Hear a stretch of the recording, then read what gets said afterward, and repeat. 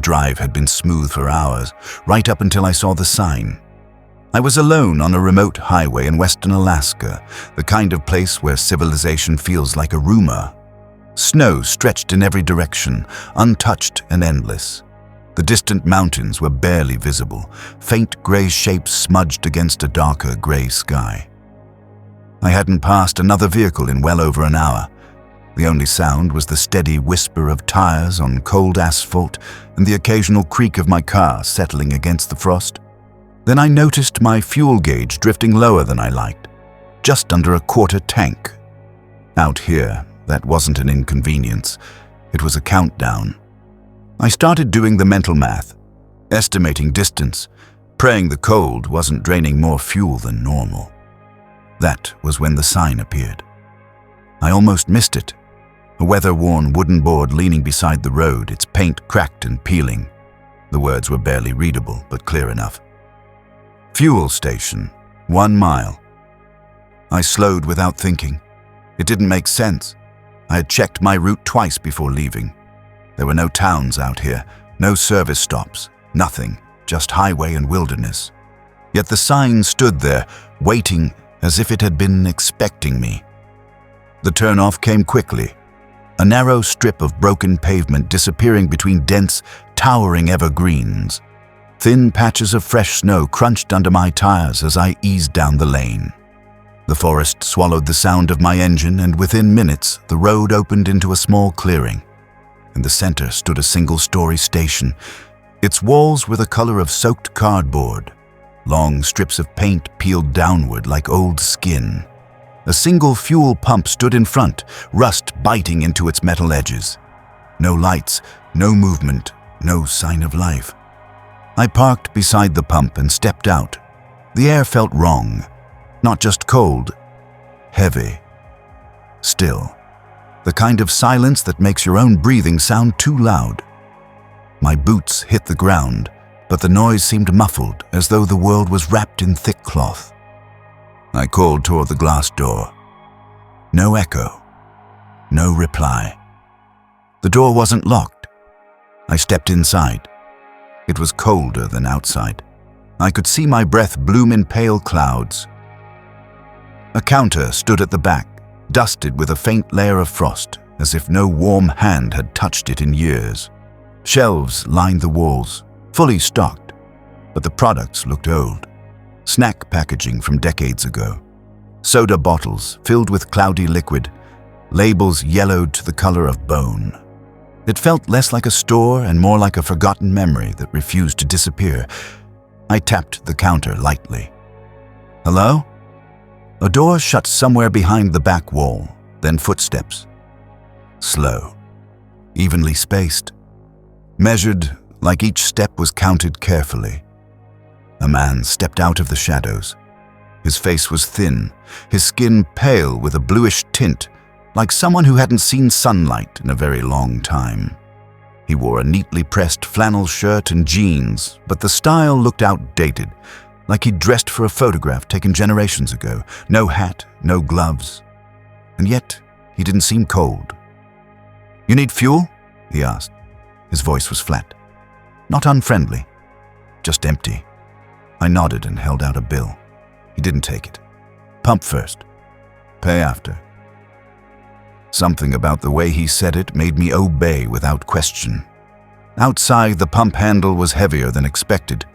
Even through my gloves, I felt a strange cold biting into my palm.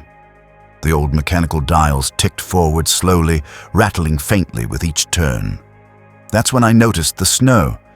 My tire tracks were filling in, not lightly dusted, not softened by wind, completely filling as if hours had passed since I'd arrived. Yet the air was perfectly still. When the tank finally clicked full, I hurried back inside. The man was gone. The back door stood open, letting in a sharp blade of icy wind. No footsteps, no movement, no sound at all. I called out again, but my voice sounded muffled, distant, like I was hearing it underwater. A deep unease settled over me. I stepped backward toward the entrance and pushed the door open. My car was still there, but the pump handle was already back in its cradle. I hadn't done that. I climbed into my car and started the engine. My hands felt numb against the steering wheel. Out of instinct, I glanced in the rearview mirror. He was standing across the road, 30 feet away, perfectly still, watching me. I never saw him walk there. One moment the road was empty. The next, he was simply there. I didn't remember pressing the gas, but the car began to move. The lane through the trees felt longer now. The curves were wrong, bending in directions I didn't remember. The snow patches vanished, replaced by smooth black pavement that looked wet but reflected no light. When I finally broke free of the forest and returned to the main highway, I looked back. There was no turnoff, no lane, no station, just trees. I drove for 3 more hours without stopping. Later that night, I checked every map I could find. Digital, printed, even old regional charts. There was no record of any fuel station ever existing in that area. No building, no road, no sign. But my full tank said otherwise. And sometimes, late at night, when I'm driving alone and the road grows quiet, I wonder if I ever really left that place at all. I arrived in a forgotten town in northern Alaska on a short contract job, flying in on a tiny prop plane that rattled like it might fall apart mid-air. The moment I stepped onto the snow-packed runway, the place felt wrong. Like time had stalled here during some unhappy decade and never bothered to restart. A few houses showed signs of life, thin ribbons of chimney smoke twisting into the gray sky. Others were abandoned, windows boarded, siding warped and peeling like old scabs. I never found a real town center, just scattered buildings and silence. My motel sat near the edge of settlement, and from my room I could see nothing but a flat white expanse stretching to a jagged line of dark trees. The job was simple on paper. The local heritage office needed a full record of an old cemetery before deep winter buried it completely. It dated back to the early 1900s, and many of the graves had never been properly documented. My instructions were straightforward. Walk every row, photograph each headstone, record names and dates, and note anything unusual for preservation files. Some of the older burials were never catalogued, the coordinator told me. You might find a few surprises. I assumed that meant broken stones or eroded carvings. I was wrong. Just before dusk, the groundskeeper met me at the cemetery gate.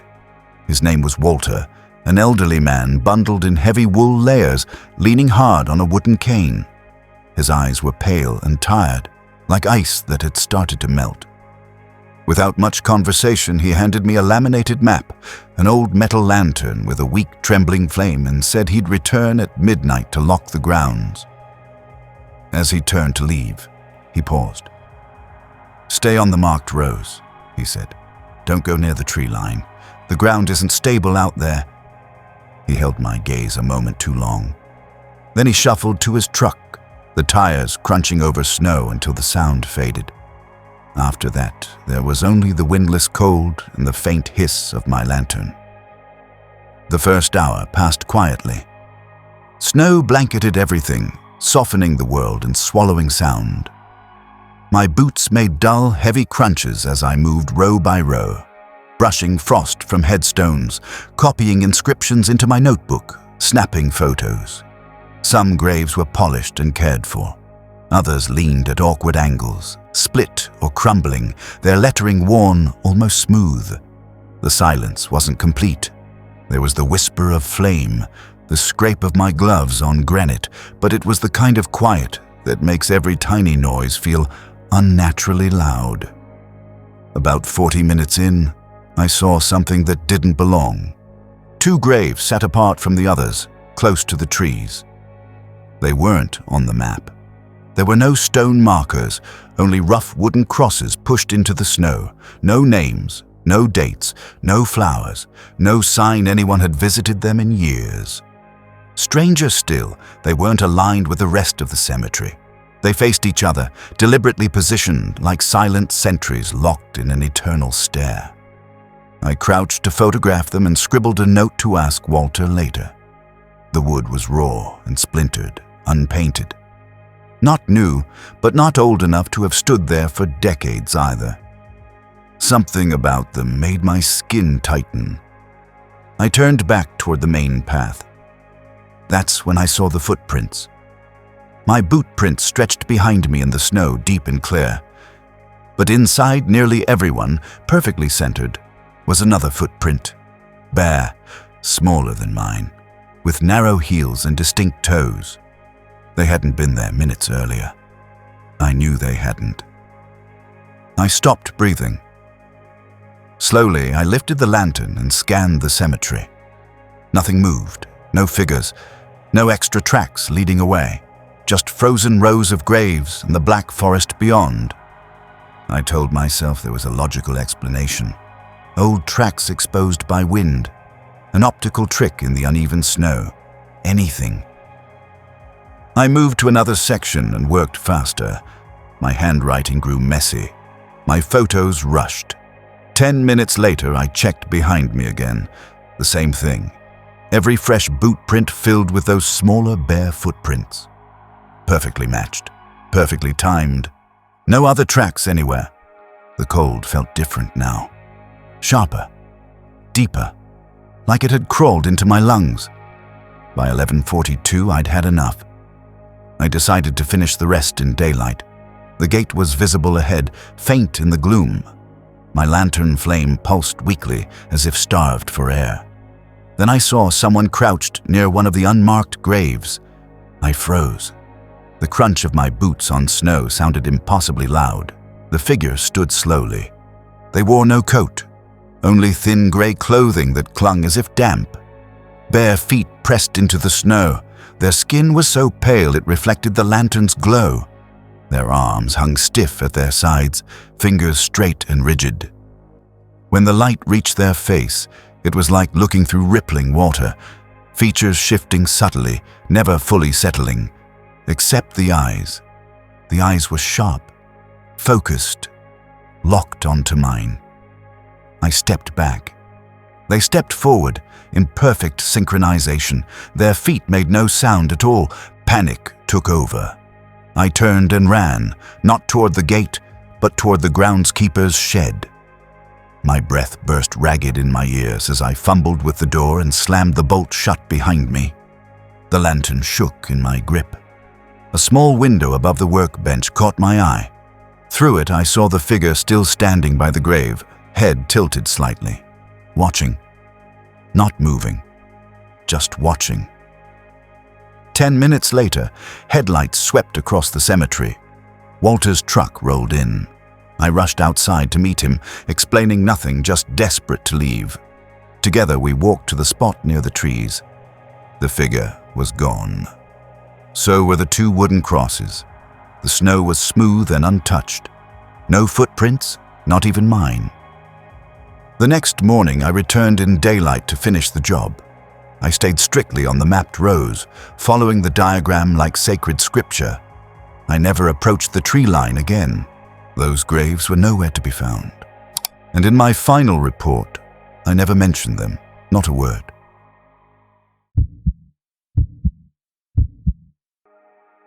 The plan was simple. Park the truck, follow the marked trail, enjoy a quiet hike, and be back before the sky even considered sunset. I'd walked solo routes like this before in the northern ranges of Ketchikan, Alaska. Nothing about it felt risky, just another cold day in the wilderness, another stretch of trees and snow and solitude. But when I reached the ranger station at the trailhead, something was missing.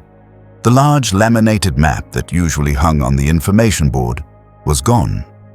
The wooden frame stood bare, only rusty nails and faded outlines showing where it had once been. No replacement notice, no pamphlets, no warning signs. Just an empty board staring back at me. I shrugged it off. My phone's GPS had never failed me before. I'd just follow the little blue dot, same as always. That confidence lasted until I reached the halfway point. Right as the trail began climbing into a ridge I didn't recognize, my signal dropped. 1 second the map was there, the next it was a blank grid with a spinning loading icon that never resolved. I kept walking anyway, telling myself the route had to loop back toward the parking area eventually. At the top of the ridge, the forest opened into a breathtaking view. Jagged peaks stretched across the horizon, streaked with old snow. The trees below formed a dark sea of needles. It should have been beautiful. Instead, a slow unease curled in my stomach. The air was too still, too empty. Somewhere far below, ice cracked in a hidden stream. The sound was sharp and distant, like a bone snapping in another room. After that, silence returned, heavy and absolute. My breath left short clouds that froze in front of my face before fading. I pushed forward. The trail carried me down the other side of the ridge, and soon the trees thinned until they vanished completely. I stepped onto a wide stretch of frozen tundra, flat, pale, scraped clean like something enormous had dragged across it. It didn't feel natural. It felt placed there, waiting. My boots sank deep, leaving crisp prints behind me. Every few steps I turned to make sure I still had a clear path back. That's when I saw them. A second set of tracks. Not mine. They cut across my path from the left, rising out of a shallow dip in the land where I couldn't see what lay beyond. The edges of the prints were sharp, fresh. Whoever made them hadn't passed long ago. At first I assumed another hiker, but the spacing stopped me cold. The stride was wrong. Too long in some places, too short in others, inconsistent, like whoever, or whatever, had made them didn't move quite like a person. I scanned the horizon. Nothing, no figure, no backpack, no motion, just empty white land and gray sky. I told myself to keep going. If it was another hiker, I'd catch up eventually. If it wasn't, I didn't let my mind finish that thought. The trail narrowed again, winding between tall black spruce. Every step produced a high-pitched squeak as snow compressed under my boots. The sound echoed in the quiet, louder than it should have been. 10 minutes later, I saw the tracks again. This time, they weren't crossing the trail. They were ahead of me. I stopped mid-step. I had just walked this section. I knew I had. It had been untouched minutes before. Now fresh prints stretched forward, nearly matching my stride. Nearly. The spacing was just off enough to feel like imitation, like something was copying how I walked but couldn't quite get it right. I turned slowly in a circle, searching the trees. Branches stood motionless. No falling snow, no wind, no shifting shadows, nothing alive in sight. That was the moment I stopped thinking about finishing the hike and started thinking about escape. I cut downhill toward the west, figuring if I kept moving in that direction long enough, I'd eventually reach a road. The descent was brutal. Snow up to my knees, hidden roots catching my boots, branches snagging my pack straps like hooked fingers trying to pull me back. My legs burned, but I didn't slow. Halfway down, I saw it. A single black glove standing upright in the snow, frozen stiff. Fingers slightly curled, as if they'd locked in place mid-grip. No dusting of snow on top. It hadn't been there long. I didn't touch it. I stepped wide around it, keeping one eye on the space behind me more than the ground ahead. Eventually, the trees thinned again. Through the gaps, I saw it. A strip of dull gray road. Relief hit so fast it nearly knocked the breath from my chest. My legs moved on instinct, carrying me forward faster than I thought possible. I was less than 20 yards from the asphalt when I glanced back one last time. The tracks were there again, not crossing, not trailing off. They began from nowhere at all and lined up perfectly behind my own footprints, step for step, from the ridge all the way down the slope to where I stood. Perfectly matched. I didn't think anymore. I ran.